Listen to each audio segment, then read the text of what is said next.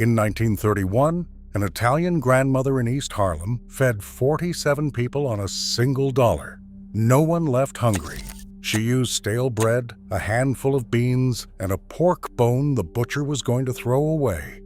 That meal kept a tenement block alive for 2 more days. What she knew, what every Italian nonna on every crowded block in America knew, was how to turn nothing into a feast. Number 14 on this list fed more families during the Great Depression than any government breadline ever could. And number 7 uses a technique so simple that Michelin-starred chefs now charge $40 a plate for it. These 25 recipes were not just food. They were survival systems, passed woman to woman across fire escapes and shared courtyards. Before we start, subscribe, because these recipes might change the way you cook tonight. Number 25. Bread soup pancotto.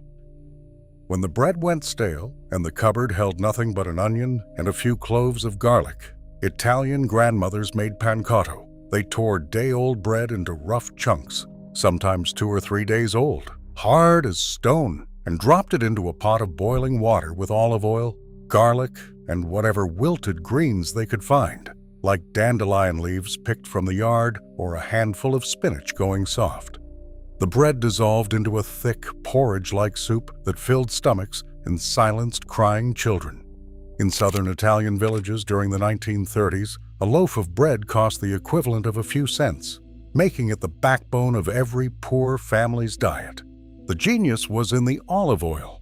Even a tablespoon stirred in at the end transformed the dish from bland survival food into something that actually tasted rich. Families in Brooklyn tenements and the Hill District of St. Louis kept this recipe alive through the worst years of the Depression. A single pot fed 6 people for about 8 cents. Today, restaurants in Puglia charge €15 for pancotto, made with artisan bread and imported oil. But the original version, born from desperation, remains the better dish. Number 24. Pasta e fagioli. Pasta and beans was the engine that powered entire Italian neighborhoods through the Depression. Dried cannellini or borlotti beans were soaked overnight, then simmered with a ham hock or a rind of Parmesan cheese that cost almost nothing. Short pasta, usually ditalini or broken spaghetti because whole boxes were too expensive, went into the pot near the end. The starch from the pasta thickened the broth into something halfway between soup and stew. 1 pound of dried beans cost about 5 cents in 1933. A box of pasta cost another 8 cents. That single pot served 8 to 10 people. In the Italian neighborhoods of South Philadelphia, women made pasta e fagioli every Monday, stretching the weekend's leftover bones into a new meal. The pot sat on the stove all day, and neighbors dropped by with bowls. Nobody knocked. You just walked in, ladled, and sat.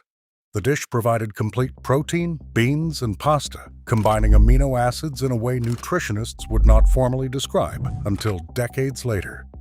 Italian grandmothers did not need a textbook to know that beans and bread kept children strong. Number 23. Polenta with gravy. In the northern Italian communities of California's wine country and the mining towns of Colorado, polenta was king. Cornmeal cost almost nothing. A 5-pound sack for under 10 cents could feed a family for a week. Grandmothers stirred the yellow meal into boiling, salted water, working the wooden spoon in slow circles for 30 to 40 minutes until the mixture pulled away from the pot in a thick, smooth mass.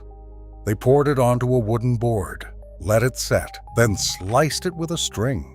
Served with a ladle full of tomato gravy made from canned tomatoes and a bit of salt pork, polenta became a meal that stuck to your ribs and carried you through a day of hard labor.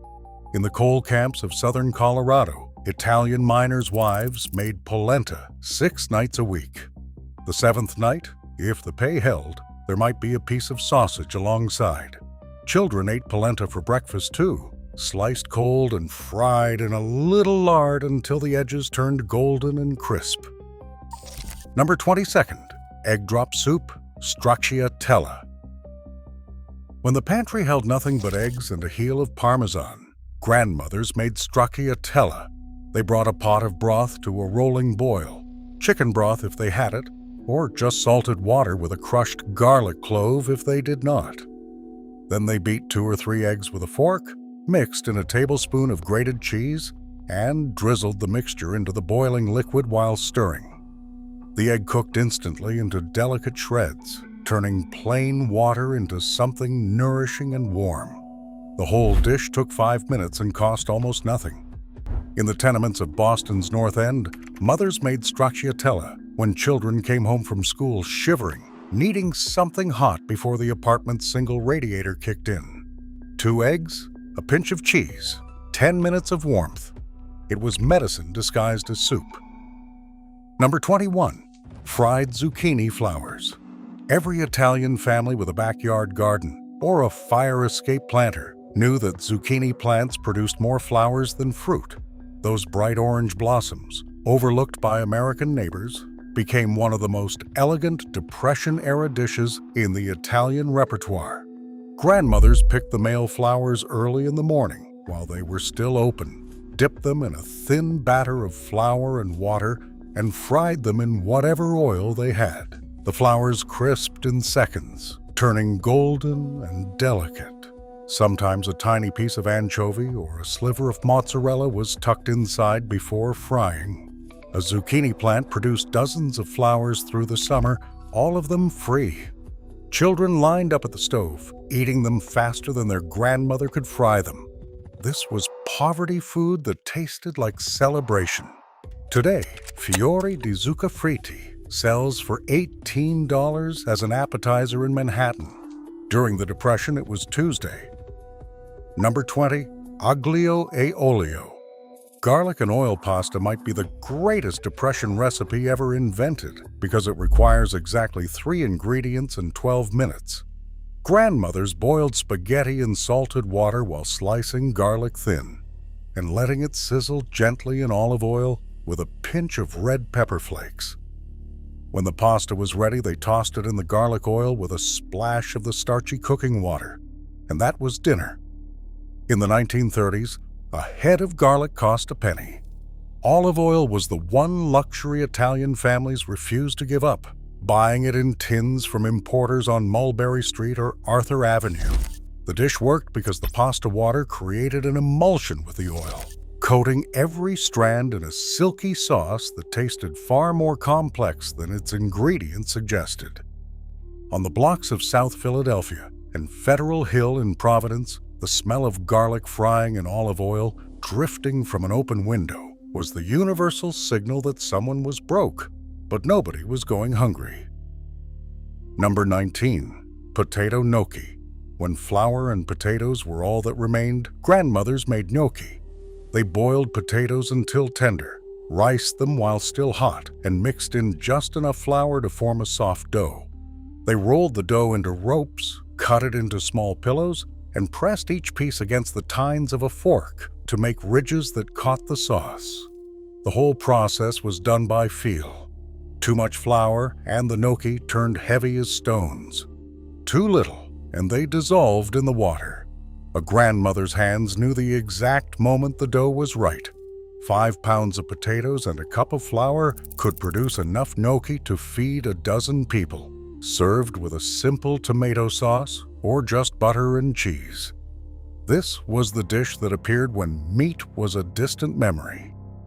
In Italian households, Thursday was traditionally gnocchi day, a rhythm that persisted through the Depression because the ingredients were always available. Number 18. Lentil soup. Lentils were the cheapest protein in America during the Depression, and Italian grandmothers knew exactly what to do with them. A pound of dried lentils cost 3 cents and did not even require overnight soaking. Into the pot they went with diced onion, carrot, celery, a couple of canned tomatoes, and water. An hour of simmering produced a thick, earthy soup that could feed a crowd. The secret was finishing it with a pour of olive oil and a grinding of black pepper at the table. That final hit of fat transformed the soup from nourishing to genuinely delicious. In Italian neighborhoods of Baltimore and New Haven, lentil soup showed up on New Year's Day as a symbol of prosperity, each lentil representing a coin. But during the Depression, it showed up every week because it was all many families could afford. First pattern break. Here is where the genius of the Italian Depression kitchen becomes clear. This is the Sunday gravy. In homes where meat appeared maybe once a week if the family was lucky, Sunday gravy was the event that held everything together. Grandmothers started the sauce before dawn, frying garlic in olive oil, then adding cans of tomatoes crushed by hand right in the pot. The meat went in next, whatever could be found. A single pork rib, a piece of braciole rolled around breadcrumbs and raisins, maybe a few meatballs stretched with more bread than beef. The sauce simmered for 4, 5, 6 hours, the meat flavoring the tomatoes while the tomatoes tenderized the meat. By noon, the smell had traveled through every apartment in the building. Doors opened, neighbors appeared. The genius was not in any single ingredient, it was in time. Hours of low heat created depth that expensive ingredients could not match. A pot of Sunday gravy costing 50 cents fed 15 people and anchored the social life of entire blocks. Church happened in the morning. Gravy happened all day. That single pot on the stove was community infrastructure.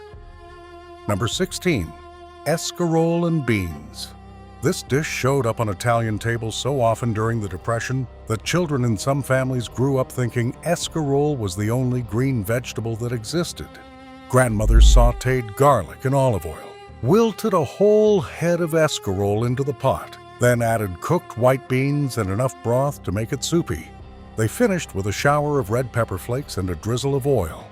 Escarole cost almost nothing at Italian produce markets, and a head was big enough to feed a family when combined with 1 cup of dried beans.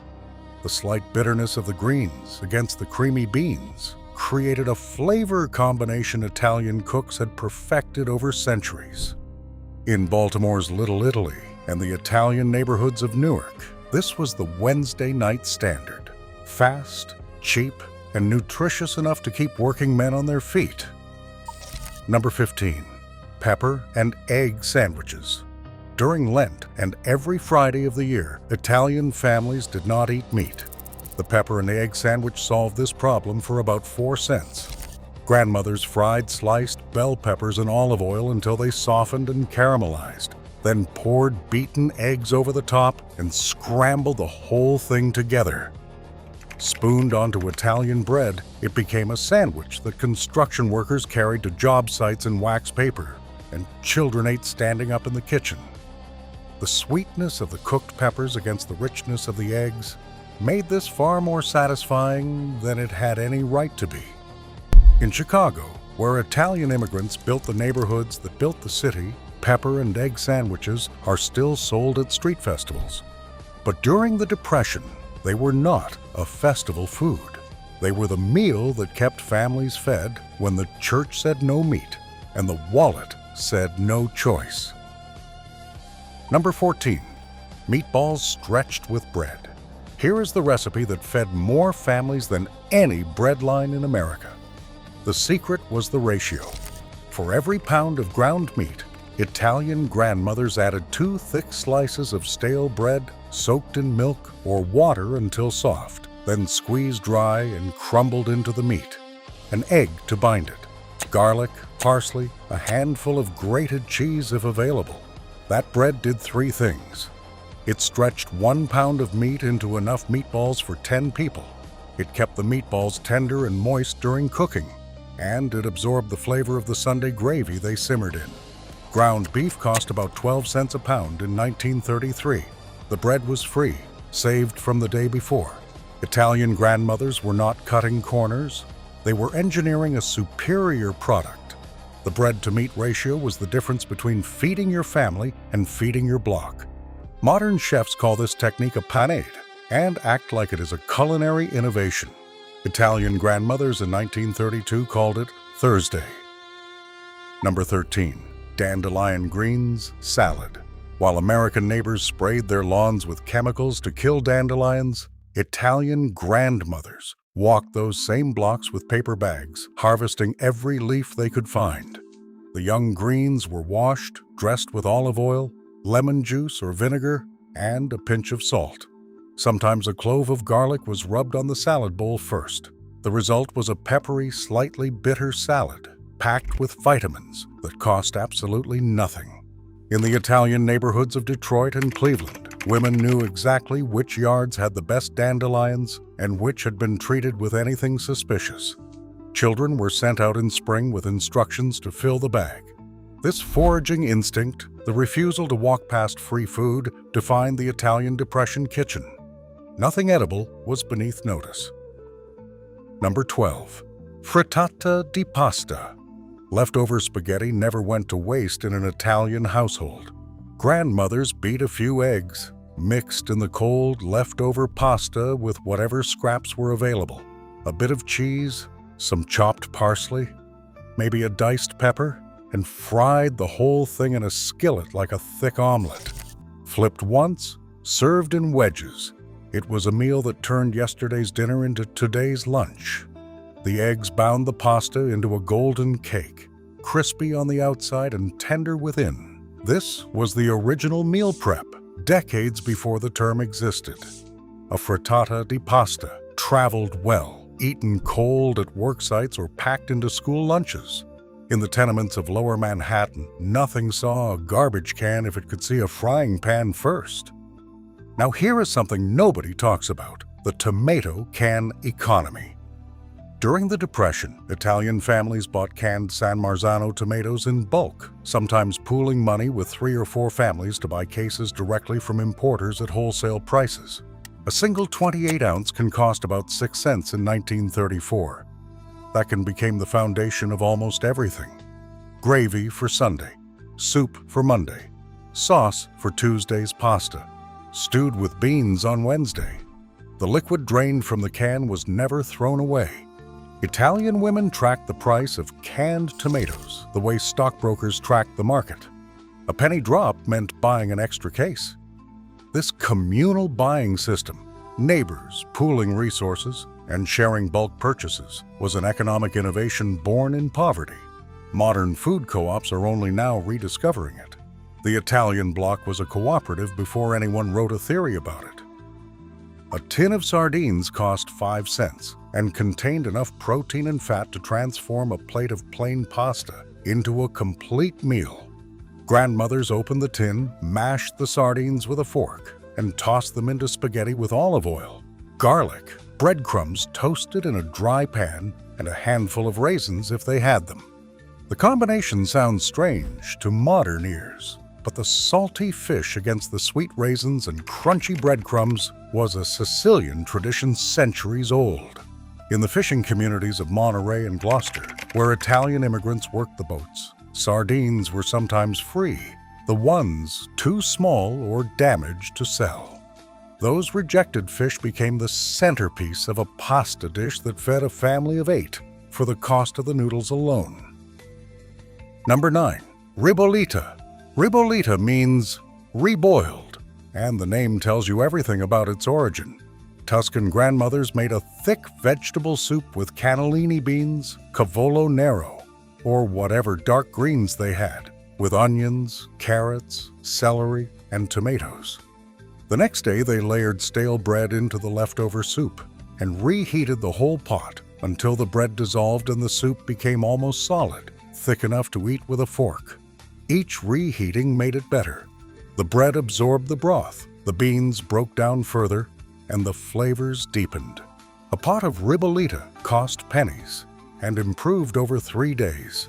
In the Italian farming communities of Napa and Sonoma, where Tuscan immigrants planted the vines that would later make California famous, ribollita was the daily fuel. Number 8. Ciambotta.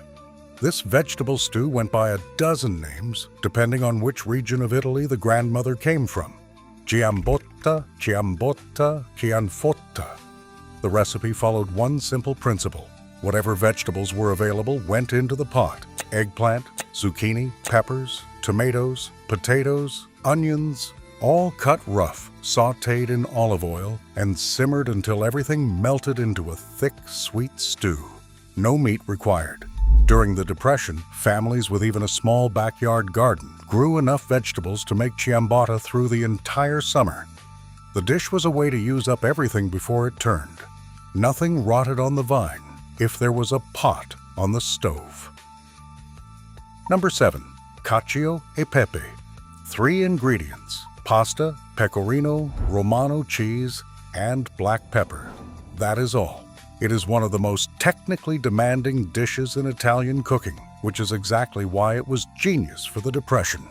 Grandmothers boiled the pasta, reserved a cup of the starchy cooking water, then tossed the hot noodles with finely grated cheese and cracked pepper. They used the pasta water to create a creamy, emulsified sauce that clung to every strand. The technique required precision. Too much heat and the cheese clumped. Too little water and the sauce seized. But when done right, it produced a plate of pasta that tasted like it contained cream and butter, when it contained neither. Pecorino. Romano was the affordable cheese of Italian immigrants, cheaper than Parmigiano, and a small wedge lasted weeks when grated sparingly. Today, cacio e pepe appears on menus at $40 a plate in restaurants that dim the lights and call it authentic Roman cuisine. During the Depression, it was what you made when the cheese was all you had left. Number 6. Stuffed peppers. Bell peppers hollowed out and filled with a mixture of rice, breadcrumbs, tomato, garlic, and a little cheese became a complete meal that cost almost nothing and looked like a holiday. Grandmothers arranged the stuffed peppers upright in a baking dish, poured tomato sauce around them, and baked until the peppers softened and the filling turned golden on top. 1 pepper per person was a full serving. The rice expanded during cooking, making each pepper surprisingly filling. In the Italian neighborhoods of Pittsburgh and St. Louis, stuffed peppers appeared every week during pepper season, when the vegetables practically gave themselves away at market. The dish was beautiful enough to serve to company, humble enough for a Tuesday, and cheap enough to serve when the rent was due. Number 5. Pizza di scarola, stuffed escarole pie. Grandmothers rolled out a simple dough of flour, water, and a little olive oil, then filled it with sautéed escarole. Olives, capers, raisins, pine nuts, and anchovies sealed it into a rustic pie and baked it until golden. The stuffed scarola was straightforward, but every bite delivered layers of texture and comfort. The combination of bitter greens, briny olives, sweet raisins, and salty anchovies created a flavor so complex it seemed impossible that it came from a poverty kitchen. Every ingredient was cheap. The escarole cost pennies. Olives and capers were bought in bulk from Italian importers. On Christmas Eve, when Italian families observed the Feast of the Seven Fishes, and no meat touched the table, pizza di scarola anchored the meal. During the Depression, it appeared whenever the filling could be assembled, a savory pie that proved poverty had nothing to do with flavor. Number 4. Pasta e patate. Pasta and potatoes sound like starch on starch, and it is. That was the point. When a family needed maximum calories for minimum cost, grandmothers combined cubed potatoes with short pasta in a thick, soupy base of tomato, onion, garlic, and a rind of Parmesan simmered until it practically dissolved. The potatoes broke down slightly, thickening the dish into something between a soup and a casserole. In Naples, where this dish originated, pasta e patate was the food of the poorest neighborhoods. In America, it became the food of Italian families who needed to feed 7 children on $1 a day. Double starch kept hunger away for hours, and the Parmesan rind, too hard to eat on its own, added umami depth that made the simple dish taste luxurious. Number 3. Pane e pomodoro, bread and tomato. Stale bread rubbed with a cut tomato, drizzled with olive oil, and sprinkled with salt. That is the entire recipe. It sounds like nothing. It tastes like summer.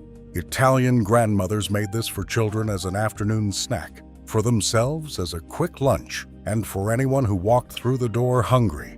The ripe tomatoes soaked into the rough bread, the oil carried the flavor, and the salt brought everything together.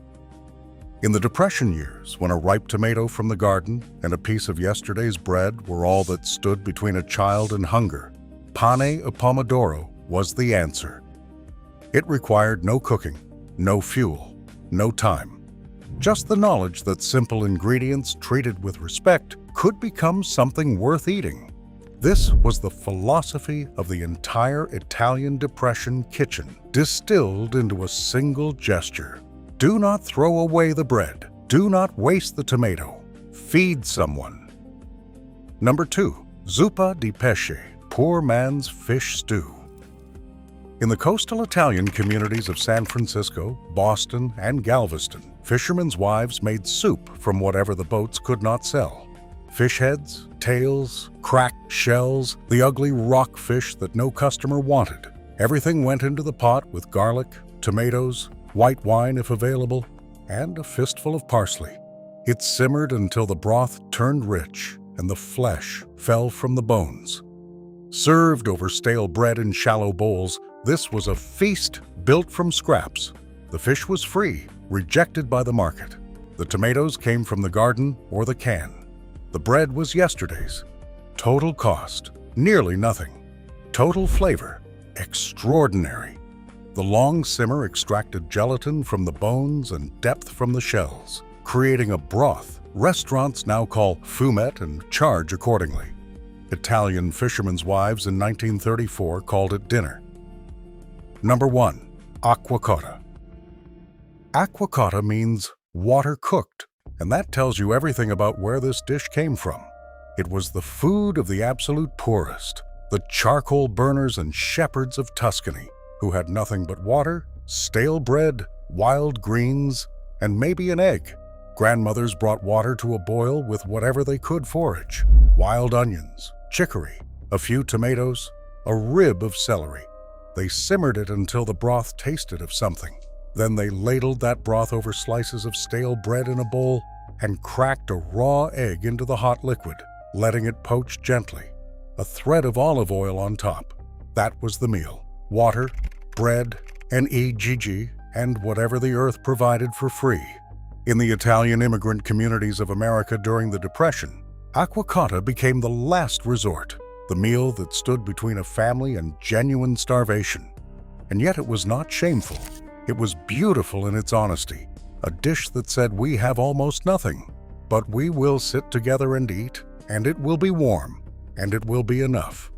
That egg poaching in the broth, the yolk breaking golden into the soup when you press your spoon through it, was the small miracle that made poverty bearable. Acqua cotta survived because it had to. It deserves the top of this list because it represents everything the Italian Depression kitchen stood for. You do not need money to cook with dignity. You need knowledge, patience, and the refusal to let your family go hungry. These 25 recipes were never written in cookbooks. They were passed hand to hand, mother to daughter, neighbor to neighbor, across fire escapes and shared hallways. They fed blocks, not just families. Try one this week: the pasta e fagioli, the aglio e olio, or just bread rubbed with a tomato. Then tell me in the comments whether your grandmother knew something we all forgot.